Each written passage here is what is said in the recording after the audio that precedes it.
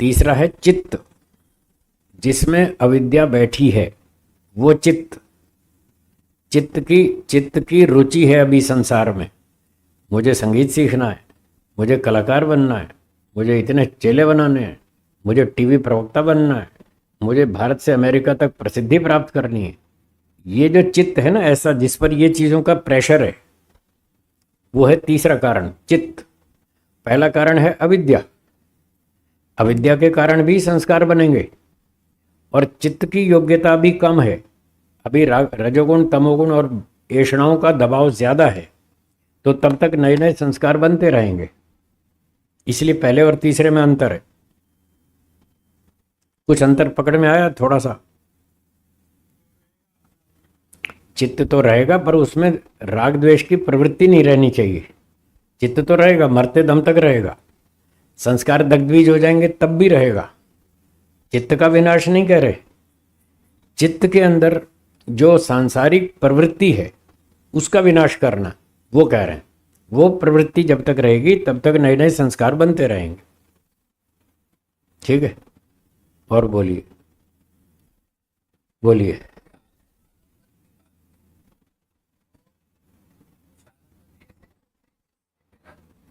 हाँ, ऐसे भी होते हैं।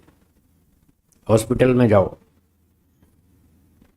हॉस्पिटल में रोगियों को देखो, जो खास तौर से जिनकी हड्डियां टूट गई हैं, उन रोगियों को देखो, टांग ऐसे लटकी हुई है, किसी की ऊपर लटकी है, किसी की पट्टी बंधी है, किसी का कुछ हो रहा है। तो कैंसर के रोगियों को देखो हैं, और जो डायलिसिस वाले हैं, किडनी वाले पेशेंट्स, उनको देखो, उनकी हालत देखो। तो ये ऐसे आलम्बन है जो वैराग्य को उत्पन्न करते। कभी कभी शमशान घाट का चक्कर लगाओ, कोई शव यात्रा में शामिल हो जाओ, वहाँ जाओ और शमशान घाट को देखो। वो आलम्बन आपके अंदर तत्व ज्ञान को उभारेगा, वैराग्य को उभारेगा। तो ऐसे आलम्बन भी हैं, तो कभी कभी ये काम भी करना चाहिए।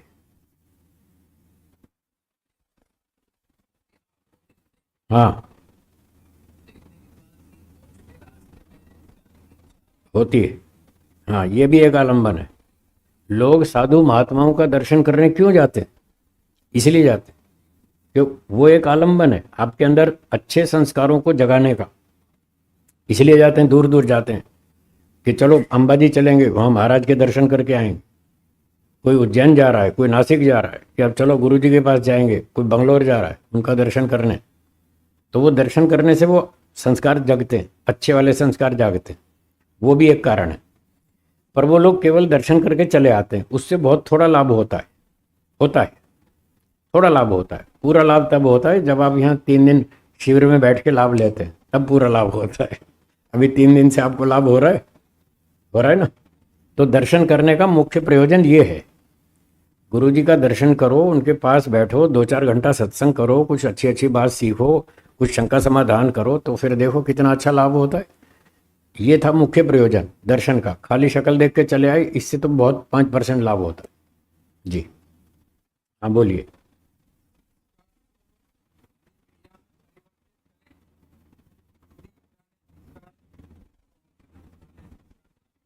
पुरानी क्रिया को बार बार रिपीट करेंगे तो पुराने संस्कार जागेंगे और नए भी बनेंगे।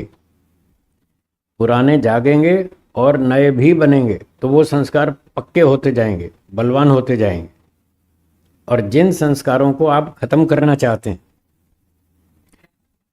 तो नई क्रिया मत करो, तो नए संस्कार नहीं बनेंगे। पुरानी बातों को याद मत करो, तो पुराने संस्कार नहीं जागेंगे। वो धीरे धीरे धीरे कमज़ोर हो जाएंगे, मर जाएंगे, खत्म हो जाएंगे।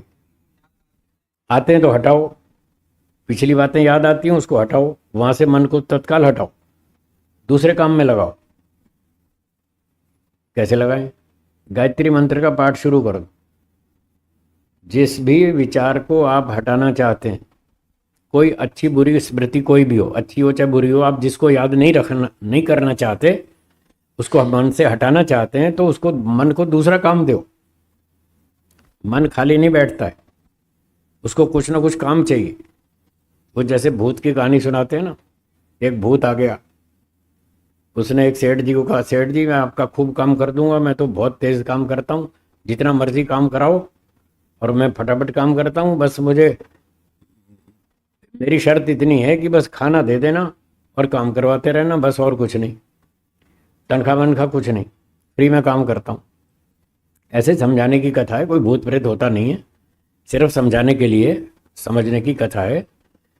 तो सेठ जी ने कहा भाई ठीक है, तू हमारा काम कर दो, हमारे पास बहुत सारा काम है, तो फ्री का नौकर मिल रहा है, खाली रोटी खाएगा, चलो भाई रख लिया, बताओ जी क्या काम है, ये काम है, ये काम है, वो कर दिया, वो भी कर दिया, अब बताओ क्या काम है। हाँ एक शर्त और है, अगर मुझे काम नहीं बताओगे तो आपकी पिटाई करूंगा। ये भी शर्त है, मुझे काम नहीं बताओगे तो फिर आपकी पिटाई करूंगा, और काम जितना बताओ सब करूंगा, फ्री में करूंगा, पर खाली मत बैठा देना, खाली बिठाओगे तो पीटूंगा। तो सेठ जी ने मान लिया, मंजूर कर ली शर्त, और उसको बहुत सारे काम बता दिए, और वो तो भूत बहुत तेजी से काम करता था, सारे काम फटाफट निपटा दिए। अब फिर खाली, बोला सेठ जी काम बताओ, कि काम तो कुछ नहीं है, अब पिटने को तैयार हो जाओ। फिर उसकी पिटाई शुरू कर दी। तो वो बेचारा फिर कोई छोटा मोटा काम याद आया, कुछ और बता दिया, और भाग करके अपने गुरु जी के पास गया सेठ, कि सेठ जी एक मुसीबत गले आ पड़ी है, इसका कोई समाधान बताओ। क्या मुसीबत है? एक भूत मैंने रख लिया, वो काम बहुत तेजी से करता है, और उसने कहा है मुझे काम बताओ नहीं तो पीटूंगा। अब मेरे पास काम खत्म हो गया, अब क्या करूं मैं, वो मुझे पीटता है, उससे बचाओ। तो गुरुजी ने उसको उपाय बताया, अपने घर के आंगन में एक 30 फुट ऊंचा खंबा गाड़ दो, उसी को बोलो ये खंबा गाड़, 30 फुट ऊंचा खंबा गाड़। वो खंबा जब गाड़ देना, फिर और कोई काम हो तो काम बता दो, और जब कुछ काम नहीं हो तो उसको उस खंबे पे लगा दो, ऊपर चढ़ो फिर नीचे उतरो, फिर ऊपर चढ़ो फिर नीचे उतरो, जब कोई काम नहीं हो तो वहां लगा दो, और काम हो तो काम करवा लो।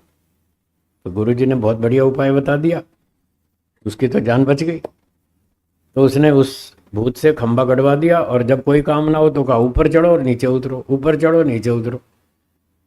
तो वो भूत कौन सा है? वो आपका मन है। मैं असली बात पे आ रहा हूँ, ये तो उदाहरण था समझाने के लिए। वो जो भूत है ना, वो आपका मन है। मन कहता है मैं आपका सारा काम करूंगा, फ्री में करूंगा, आप जो कहोगे वही करूंगा, और मुझे काम दिए रखना, और जब काम नहीं दोगे तो फिर आपकी पिटाई करूंगा। वो पिटाई कैसे करता है? पुरानी खराब स्मृतियों को उत्पन्न करता है। क्या बोला?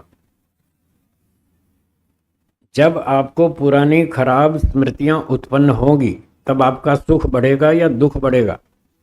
बस यही पिटाई। तो पुरानी खराब स्मृतियों को याद मत करो, अर्थात मन को कुछ ना कुछ काम दिए रखो, खाली मत बैठो। जब आप खाली बैठेंगे तो पुरानी खराब चीजें याद करेंगे, जब पुरानी खराब चीजें याद आने लगे तो उससे बचने के लिए उसको दूसरा वो खंबे वाला काम दे दो, तुम खंबे पे चढ़ो और उतरो, चढ़ो और उतरो। वो खंबा कौन सा है? गायत्री मंत्र। वो खंबा कौन सा है? उसको गायत्री मंत्र के खंबे पे चढ़ा दो, भाई चढ़ो और उतर, तू रट्टा लगाए जा गायत्री मंत्र का, फिर आपको वो पुरानी खराब स्मृतियां नहीं आएंगी, और उसकी पिटाई से आप बच जाएंगे। तो ये गुरुजनों ने सिखाया, मन को खाली मत रखो। जब भी आपके पास फ्री हो समय, कुछ काम नहीं है, तो गायत्री मंत्र का पाठ चालू रखो, तो वो खराब संस्कार नहीं बनेंगे, नए बनेंगे नहीं, पीछे वाले जागेंगे नहीं। ये उपाय ठीक, बोलिए।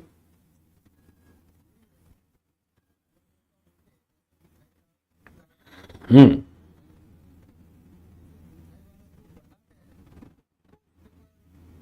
आसक्ति नहीं होती।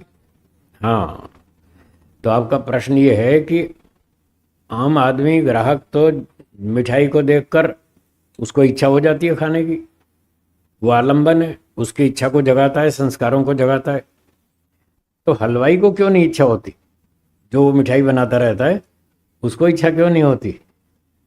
उसके संस्कार क्यों नहीं जागते? वो भी तो, उसके लिए भी तो आलंबन है। इसका उत्तर यह है कि वो लंबे समय तक अपनी मिठाइयाँ खा खा के थक चुका है। जो हलवाई होता है ना, मिठाइयाँ बनाता है, रोज़ अच्छी अच्छी नई नई मिठाई खाता है, बनाता भी है और थोड़ा थोड़ा टेस्ट भी करता रहता है, तो वो टेस्ट कर करके थक चुका है। इसलिए वो आलम्बन उसको ज़्यादा परेशान नहीं करता।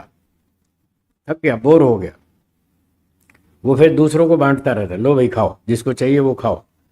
मैंने देखा, फ्रूट बेचने वाले को देखा, फ्रूट जो फल बेचता है, लोगों को तो फल खिलाता है और खुद चाय पीता है। देखा है? खुद चाय पीता है और दूसरों को बढ़िया चीज खिलाता है, फल। फल खा खा के वो थक चुका है, इसलिए अब उसको नई आइटम चाहिए, दूसरी चाहिए। कभी कभी तो ये कारण होता है कि वो फल खा खा के थक चुका है, इसलिए उसको दूसरी आइटम चाहिए, चाय आदि। कभी कभी ऐसा भी होता है वो फल बेचने वाला गरीब आदमी है, फल आते महंगे, अब इतने महंगे फल वो खा नहीं सकता।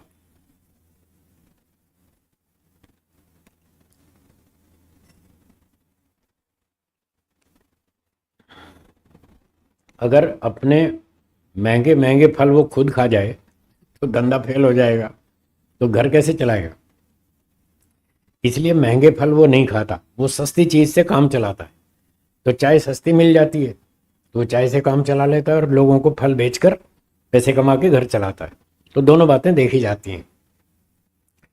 जब वो गरीबी के कारण फल नहीं खा पा रहा तो वो तो मजबूरी से रोक लेता है अपने आप को। पर हलवाई तो इतना गरीब नहीं होता, वो तो संपन्न होता है, इसलिए वो खूब मिठाई खा खा के थक चुका, इसलिए उसके वो आलम्बन उसको परेशान नहीं करते और वो दूसरों को खिलाता रहता। ठीक है। हाँ जी, और कौन हाथ उठा रहे हैं, बोलिए। है। हाँ, पैसे का आलम्बन होता है, आलम्बन उसी को परेशान करता है जिसमें अविद्या है। आपको पैसे का आलम्बन तंग करता है, मुझे नहीं करता। मुझे पैसा आकर्षित नहीं करता। पूछ लो लालचंद जी से, पूछ लो, ये बैठे हैं अपने प्रफुल्ल जी, क्यों प्रफुल्ल जी, मुझे पैसा आकर्षित करता है? नहीं करता। मैं तो उल्टा बांटता रहता हूँ, फालतू पैसे आ जाते बांट देता हूँ, तो मुझे पैसा आकर्षित नहीं करता। हाँ जी, बोल।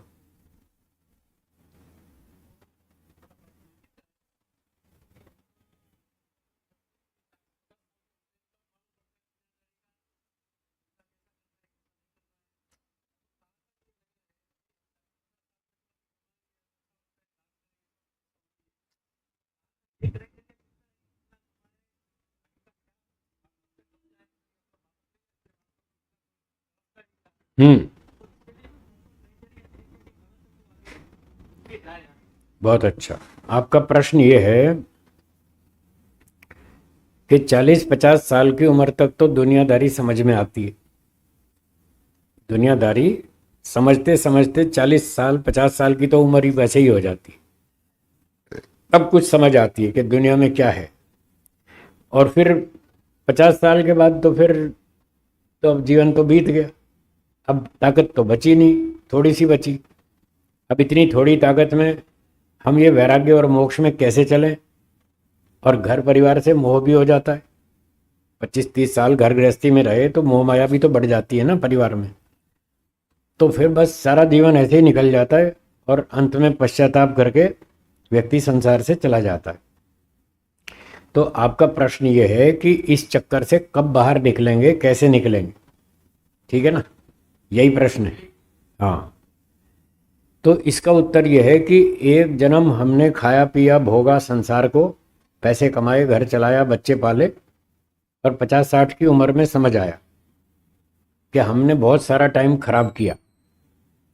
जो पुण्य कमाना चाहिए था वो नहीं कमा पाए, दान देना चाहिए था नहीं दे पाए, और यज्ञ करना था नहीं कर पाए, समाज सेवा करनी चाहिए थी नहीं कर पाए। तो ऐसे थोड़ा थोड़ा समझ में आई। ये जो 50-60 में 65 में जो बात समझ में आई, इसका भी संस्कार बनेगा और ये अगले जन्म में आपके साथ जाएगा। ठीक है। एक जन्म में इतना संस्कार बन गया कि ये संसार ऐसे ही है, टाइम पास है, खाम खा, ज़्यादा इसमें घुसने की ज़रूरत नहीं है, अपना अच्छे अच्छे काम करो और मोक्ष में जाना चाहिए। तो ये थोड़ा थोड़ा संस्कार आपका बना, ये संस्कार अगले जन्म में आपके साथ जाएगा। अगले जन्म में ये आपको फिर सपोर्ट करेगा थोड़ा थोड़ा, भाई थोड़ा इधर भी चलो, अध्यात्म की ओर भी चलो, ये भी जरूरी है। पर ज्यादा ताकत तो संसार के भोग के मोह माया के संस्कारों की, उसकी ताकत ज्यादा है, उसके संस्कार ढेर सारे हैं, और अध्यात्म का तो थोड़ा ही है। तो जिसकी ताकत ज्यादा है व्यक्ति वही काम करेगा, हाँ या ना। तो सांसारिक सुख प्राप्त करना है, इस प्रकार के भौतिक भोगवादी संस्कार ज्यादा थे, तो अगले जन्म में फिर वही काम करेंगे, फिर स्कूल जाएंगे, पढ़ाई करेंगे, डिग्री लेंगे, पैसे कमाएंगे, धंधा करेंगे, फिर खाएंगे पिएंगे, बच्चे पैदा करेंगे, बुढ़ापे में फिर वही हाल होगा। फिर थोड़ी अक्ल आएगी बुढ़ापे में, ओहो टाइम खराब हो गया, चलो अगली बार करेंगे।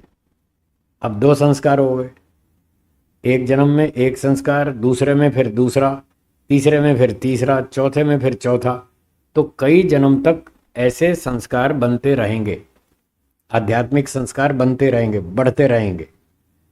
अगर हम ईमानदारी से चलते रहे, ईमानदारी से सत्य की खोज करते रहे, तो धीरे धीरे कई जन्मों तक ये आध्यात्मिक संस्कार बढ़ते जाएंगे। और अगर इस तरह से हमने ध्यान नहीं दिया, बस खाया पिया सो गए, बात खत्म। ये तो दुनिया है, चलती है, ऐसे ही चलती है। सब लोग आते हैं, पैसे कमाते हैं, बच्चे पैदा करते हैं, खा पी के बूढ़े होके मर जाते हैं।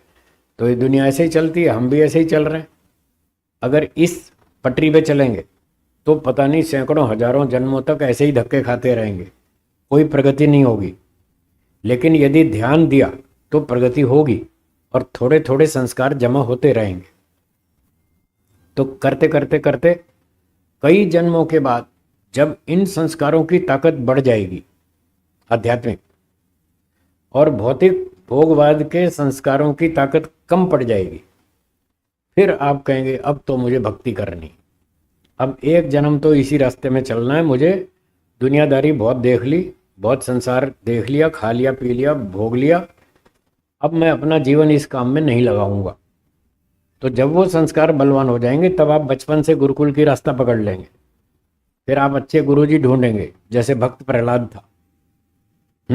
भक्त प्रहलाद की कहानी आप जानते हैं। एक ध्रुव था बालक, वो भी बड़ा भक्ति भाव से तपस्वी था। तो फिर बचपन में इस और रुचि हो जाएगी, फिर आप चलेंगे इस पटरी पे। अब वो दिन कब आएगा वो तो पता नहीं, वो आपकी मेहनत पर है। जितनी मेहनत ज़्यादा करेंगे, जितना काम इस जन्म में निपटा लेंगे, उतना ही आप जल्दी पहुंचेंगे। और जितना धीरे चलेंगे उतनी देर लगेगी। न काल नियमो वाम देववत, सांख्य दर्शन में कपिल मुनि जी ने बताया कि समय का कोई नियम नहीं है। 5 जन्म, 50 जन्म, 5 लाख जन्म, कोई नियम नहीं, वो आपकी स्पीड के ऊपर है।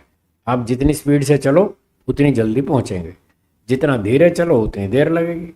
वो आपके हाथ में, रास्ता ये है और प्रक्रिया ये है, वो मैंने आपको बता दी। ठीक है, और कोई प्रश्न है किसी का?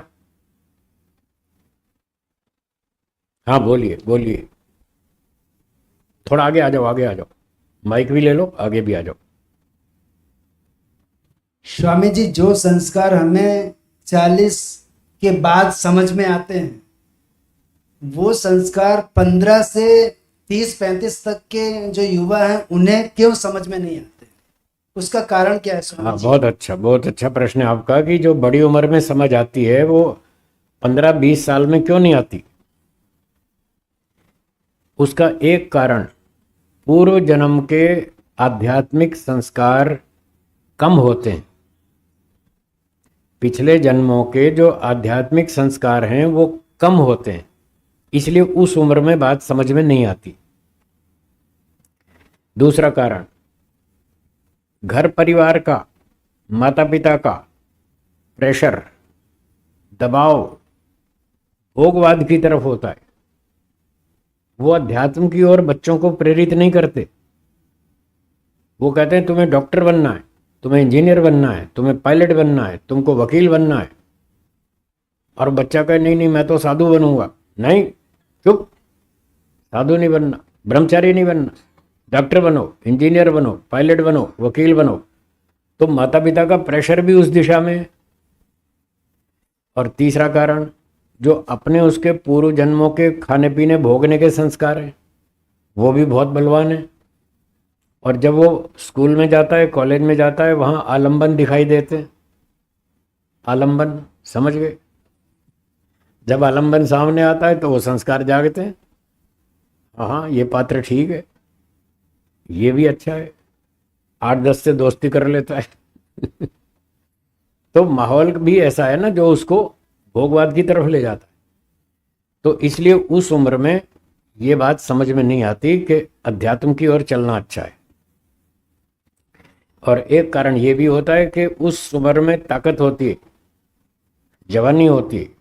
25, आपने बोला 15 से 30 की उम्र में, 15 से 30 की उम्र में ताकत होती है, जवानी होती है, आदमी चुस्त होता है और खूब नशे में उड़ता है, हवा में उड़ता है, नशे में रहता है।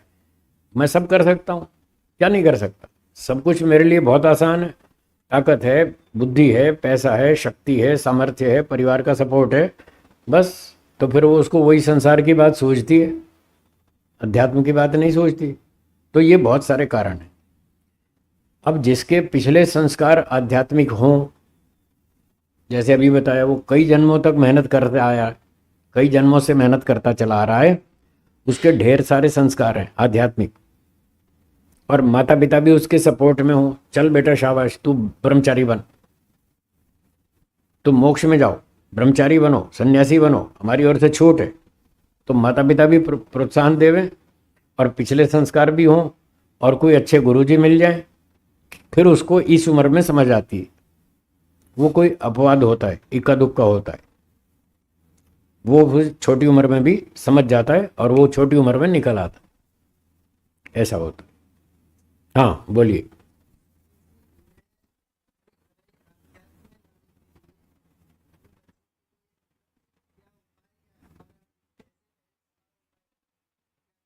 हाँ, आप अपने बच्चों को इस ओर लाना चाहते हैं तो बताया ना, जिसके पिछले संस्कार होंगे वो आएगा। माता पिता तो सपोर्ट कर रहे हैं, जाओ भाई ब्रह्मचारी बनो, बच्चे के अपने ही संस्कार नहीं है, फिर माता पिता की सपोर्ट काम नहीं आएगी। करना तो उसको है, जब उसके अपने ही संस्कार नहीं है तो वो नहीं आएगा। अगर उसके अपने संस्कार हैं तो माता पिता सपोर्ट करेंगे तो आ जाएगा। तो अब बच्चों को आप प्रेरित कर सकते हैं, जाओ बेटा ब्रह्मचारी बनो, एक हफ्ते के लिए जाओ रोजड़, एक हफ्ता रह के आओ, देखो वहाँ की लाइफ कैसी है। वहाँ भी ब्रह्मचारी रहते हैं, आपकी उम्र के ही हैं, 18 के, 22 के, 20 के, 25 के, 26 के, 30 के, इतनी उम्र वाले हैं। जाओ उनके साथ रहो, एक हफ्ता रहकर देख कर आओ वो कैसे जी रहे हैं और आप कैसे जीते हैं, उनका लाइफ स्टाइल कैसा है और आपका कैसा है, फिर कंपेयर करो, ये वाला अच्छा है या वो वाला अच्छा है। जाओ एक हफ्ता रह के आओ, 10 दिन रह के आओ, 15 दिन रह कर आओ। तो 2 बार 4 बार एक एक हफ्ता रहकर देखें, फिर उनको अगर संस्कार होंगे तो वहाँ की बात उनको समझ में आएगी कि ये लाइफस्टाइल ज़्यादा अच्छा है, सिटी वाले से गुरुकुल वाला जो लाइफस्टाइल है ये उससे बेटर है, ये अच्छा है। अगर संस्कार होंगे तो वो आपको बोलेंगे कि हाँ मुझे अच्छा लगा, समझ में आया, मैं दोबारा जाऊँगा। फिर वो दोबारा जाएगा, 5-7-10 दिन रहेगा, फिर आके बोलेगा हाँ अच्छा है, मैं और जाऊँगा। तो ऐसे करते करते उनके संस्कार होंगे और कंपैरिजन करके उनको वो अच्छा लगेगा तो फिर वो आ जाएंगे इस लाइन में। तो आप ये कर सकते हैं, उनको प्रेरणा दें, प्रोत्साहन दें। यदि वो आ जाएंगे तो अच्छी बात है, 2-4 बार कंपैरेटिव स्टडी कर लें, तुलनात्मक अध्ययन कर लें कि ये अच्छा जीवन है या वो अच्छा जीवन है, तो फिर उनका संस्कार होंगे तो आ जाएंगे, नहीं होंगे तो नहीं। तो कोई बात नहीं, जो प्रेरणा देना आपका काम है, जिसके संस्कार होंगे वो आ जाएगा, ये बात। और बोलिए। स्वामी जी स्वामी जी नमस्ते। नमस्ते। जैसे ईश्वर एक है और सर्वज्ञ, सर्वव्यापक और बहुदेशी, आत्मा अल्पज्ञ और बहु एक देशी है। तो ऐसे जैसे हमारा जन्म कई बार हुआ, कहीं कुत्ते में गए, सुअर में, कभी शेर बन गए, अभी आदमी बन गए। ठीक है। तो ऐसी कुल कितनी आत्माएं? टोटल आत्माएं कितनी है? असंख्य, हम तो सोच भी नहीं सकते, इतनी आत्माएं हैं। दुनिया भर की तो छोड़ो, इस धरती पे इतनी आत्माएं हम नहीं सोच सकते। हमारी समझ से बाहर है। धरती को भी छोड़ो, आपके अहमदाबाद में इतनी आत्माएं हैं जो आप सोच नहीं सकते। सिर्फ एक सिटी में इतनी आत्माएं हैं। पंजाब जालंधर के एक डॉक्टर साहब ने बताया, उनका स्टेटमेंट बता रहा हूं। उन्होंने बताया कि एक मनुष्य के शरीर में इतने बैक्टीरिया होते हैं जितने सारी धरती पे मनुष्य हैं। अब आप सोचो, सारी धरती पे कितने मनुष्य हैं? 8 अरब। 8 अरब मनुष्य हैं धरती पर। इतने तो एक बॉडी में इतने आत्माएं हैं, इतने बैक्टीरिया हैं। बोलो कहाँ तक सोचोगे आप? और गाय घोड़े अलग, समुद्री जीव अलग, वृक्ष वनस्पति अलग, उसमें कितने जीवाणु होंगे हमें नहीं पता, सोच नहीं सकते। तो बस इसका इतना ही उत्तर है, असंख्य।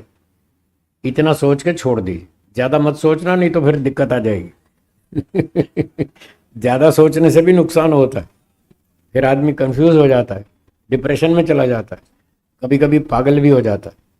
तो सोचने की एक सीमा है, उस सीमा तक सोचें, और जब ऐसा लगे बस भाई आगे समझ में नहीं आ रहा तो छोड़ दो, इस तरह से। तो समय समाप्त हो रहा है। आखिरी सवाल, माइक दीजिए इनको। हाँ गुरुजी, जी मनुष्य जन्म का उद्देश्य जो है मोक्ष प्राप्ति का है। ठीक है। तो जैसे बताया कि 8 अरब बस्ती है पृथ्वी पे, और मोक्ष विद्या जब तक जानकारी है भारत में ही पढ़ाई जाती है। ठीक है। और कहीं है ऐसी जानकारी तो है नहीं। ठीक है। अब मनुष्य का जन्म तो हो गया और उसका भारत में नहीं हुआ, तो और जो जिनको मनुष्य जन्म तो मिल गया लेकिन उनको मोक्ष प्राप्ति का तो अवसर प्राप्त होगा नहीं होगा। तो ये किस कर्मों के आधार पर? कर्मों का फल है। उनके कर्म अच्छे नहीं हैं। मनुष्य वाले तो हैं, पर इतने अच्छे नहीं हैं कि उनको वेदों का संपर्क मिल जाए। इतने अच्छे नहीं हैं। जिनका जन्म भारत में हुआ उनके कर्म अच्छे हैं। अफ्रीका अमेरिका वालों से, जापान जर्मनी वालों से अच्छे हैं। जिनको यहाँ वेदों का संपर्क मिला और मिल सकता है, अब तक नहीं मिला तो आगे मिलने की संभावना है, ज़्यादा चांसेस हैं। जिनको भारत में जन्म मिला उनका कर्म बाहर वालों से अच्छा है, ये समझना चाहिए। भारत में जन्म लेना भी एक अपना भाग्य है, एक प्लस पॉइंट है। भारत में जन्म लेना एक प्लस पॉइंट है। मनुष्य का जन्म लेना दूसरा प्लस पॉइंट है। और भारत में भी आर्य परिवार में जन्म लेना तीसरा प्लस पॉइंट है। ठीक है। और चौथा प्लस पॉइंट है, अगर पिछले जन्म हो के संस्कार अच्छे हों तो ब्रह्मचारी बनना, ये चौथा प्लस पॉइंट है। गुरुकुल चले जाना बचपन से पढ़ने के लिए, ये सारे प्लस पॉइंट है। और एक अच्छे गुरुजी मिलना एक और प्लस पॉइंट है। फिर तपस्या करना एक और प्लस पॉइंट है। तो ये सारे प्लस पॉइंट्स हैं। जिसके पास जितने पॉइंट्स ज़्यादा हैं वो उतनी ज़्यादा प्रगति करेगा। जिसके पॉइंट्स जितने कम हैं उसको उतनी देर लगेगी।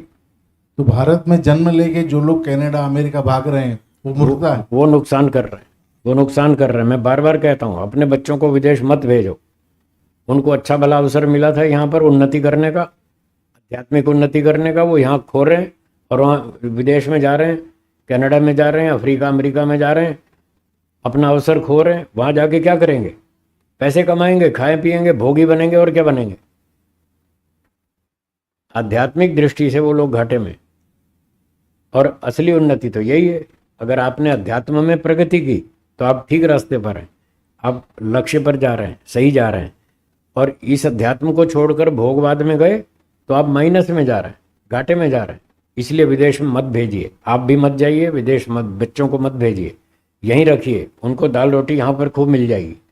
अपना दाल रोटी खाओ, प्रभु के गुण गाओ, फिर अपना भगवान का ध्यान करो, फटाफट मोक्ष में जाओ।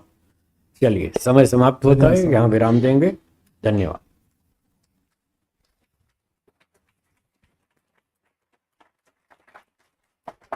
तालियां बजती रहनी चाहिए।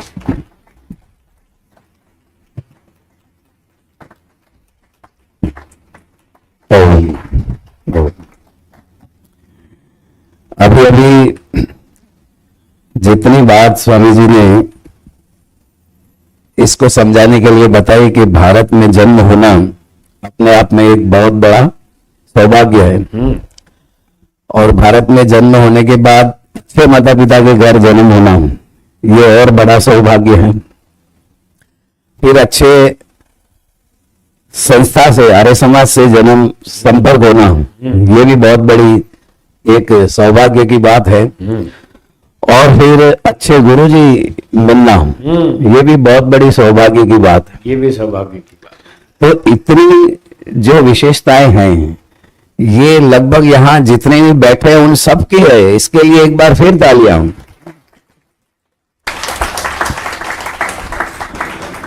और उसके पश्चात एक और विशेषता कि स्वयं की बुद्धि भी तेज हो और उसने प्रयास करके और उस बिंदु के नजदीक पहुंच गया। ऐसे गुरुजी भी हमारे बीच उपस्थित है, इनके लिए भी